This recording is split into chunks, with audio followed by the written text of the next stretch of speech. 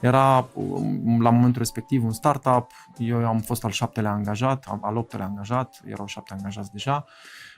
și pe lângă asta făceam undeva la 3000 de comenzi pe lună.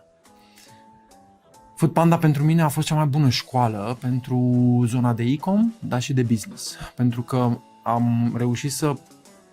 adopt un spirit antreprenorial cu o resursă de corporație.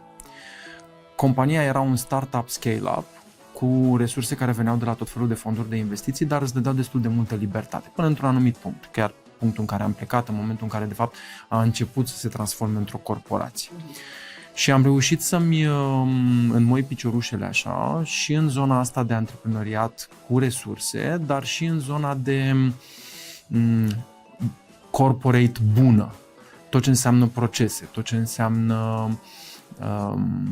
KPIs, tot ce înseamnă business intelligence, tot ce înseamnă organizare, tot ce înseamnă motivare sau motivație la nivel organizațional, ce înseamnă structură, unde se rupe ce, când crește volumul și așa mai departe.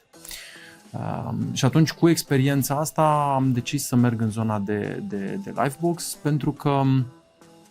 a fost o oportunitate venită de la partenerul meu Florin, de fapt de la partenerii mei Florin și Luca, și am doi parteneri cofondatori.